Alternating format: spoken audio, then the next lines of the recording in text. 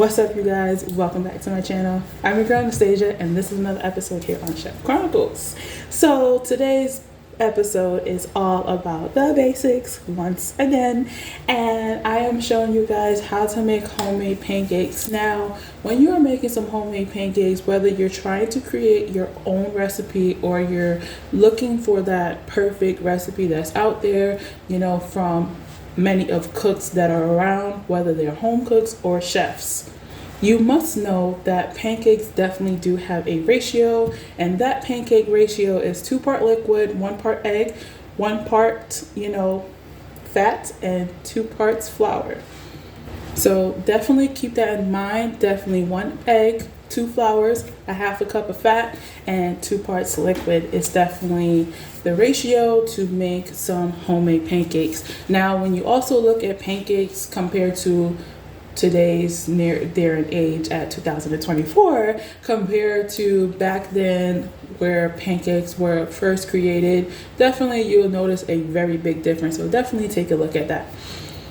So to make our homemade pancakes, I definitely do have a extra bonus inside this video for you guys here today, and I will share that with you guys. So to make some homemade pancakes, basic ingredients you're going to need, which is a dry ingredients. I definitely have some flour in here, some salt, and I'm definitely using baking soda, but there are people that are out there that use baking soda and baking powder, or just baking powder when they are making their pancakes at home. In the exact measurements that I have here in this bowl here is a half a teaspoon of baking soda, a half a teaspoon of salt, and then a cup and a half of all-purpose flour with an additional of 1/4 cup as well of all-purpose flour. So that's all my ingredients in my dry.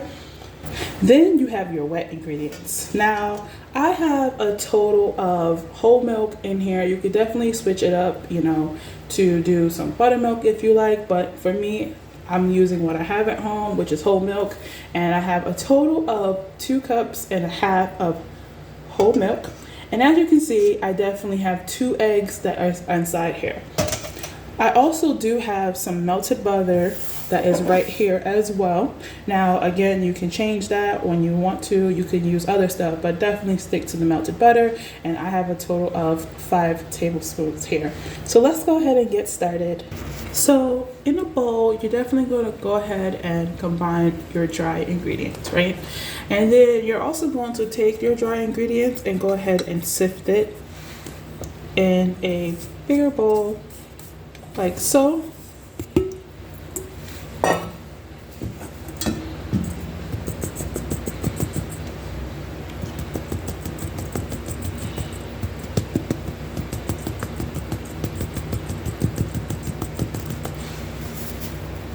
Now that we have our dry ingredients sift, we're going to go ahead and work on our wet ingredients. We're going to set our dry ingredients to the side. So in another bowl, you're definitely going to combine your milk and your eggs and also your melted butter as well inside here, and give it a good mix until it's fully combined. So now that that is combined, we're going to go ahead and take our dry ingredients and make a well in the center and pushing the flour to the side.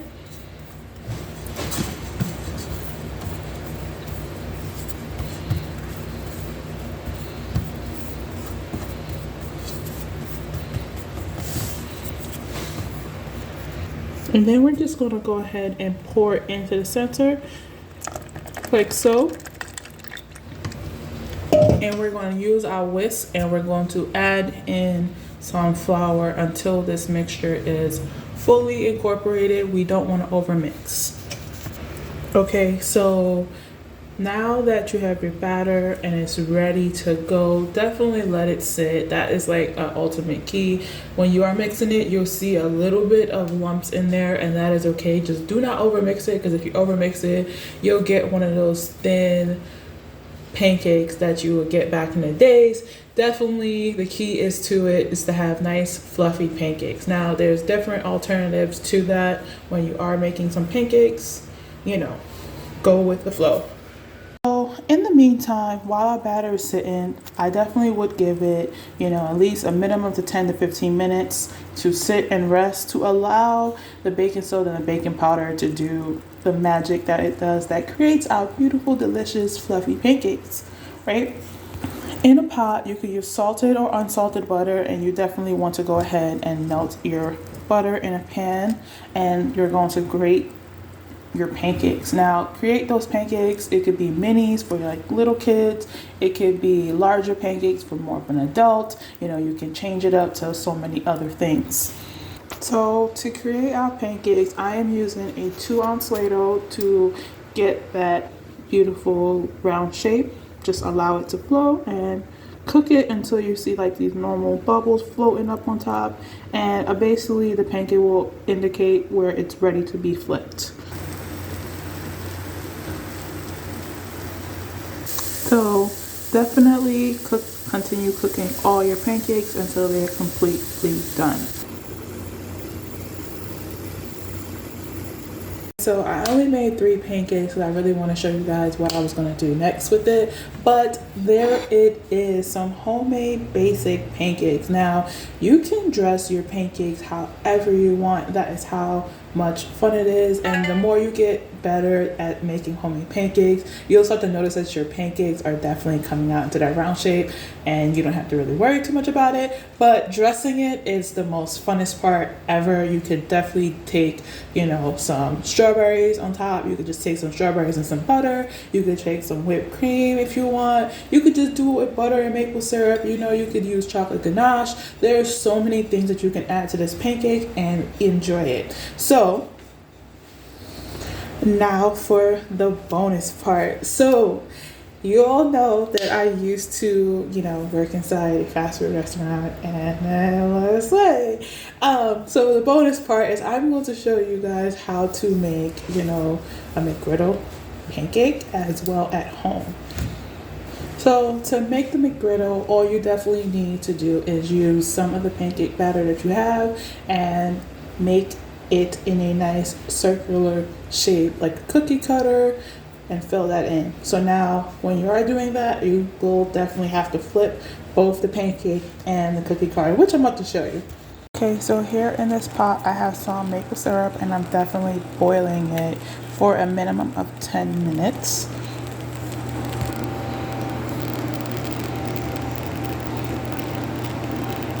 So after it reaches about 10 minutes, you're definitely going to have a sheet tray with a silicone mat there and pour it on there.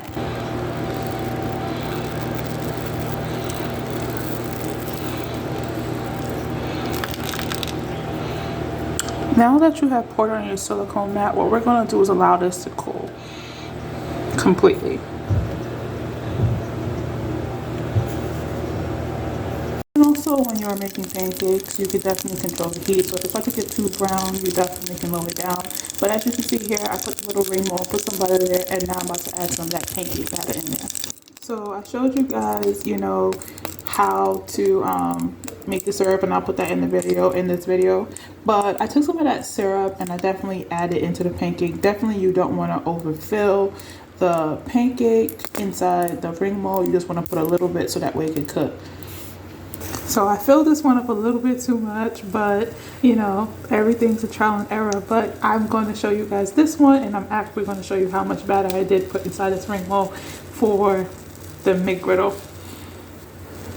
Okay, so I definitely used that same one, and everything is a trial and error when you are making stuff, but I'm kind of proud of it. It looks like a biscuit, but it also looks like a McGriddle as well, because in McDonald's, definitely you can fill it in from here, but you would definitely cook both sides. So definitely I would do it, a small one and then flip it over and then bleh. You guys, definitely I was in that element because I wanted to always know how the hell did McDonald's get maple syrup inside of it. So my favorite one, even though it was a trial and error moment, was this one where I used the cookie cutter and I filled it up way too much, and it was perfect because Once I filled it up way too much, I was able to flip it over and just take some maple syrup and just brush on it like really good and saturate it. And then once it was able to cool, I literally cut it through, making sure that it was fully cooked, because I did use a little cover to cover it to help the inside get cooked faster. And then I split it in two, and it came out like this, which is almost like a McDonald's biscuit on the inside. So I'm kind of excited. You know, that's the one thing I love about cooking, you know, trial and error all the time until you get it right. I did go ahead and try it with a little bit of batter here, and I put the maple syrup as I did in it, but I actually like the alternative way of just taking the maple syrup and brushing it to the pancakes, and then just filling it with some eggs and some bacon and some cheese and call it a day. I know McGriddles is not that small. That's what I had, and as the pancakes was evaporating, I noticed that I might have to use a bigger size. So other than that, I hope you guys like this trial and error episode too as well, because that's the fun thing about, again, being a chef, is you're always going to make mistakes no matter what until it comes out perfect. So please don't forget to like, share, and subscribe, and see you guys in the next content. Peace.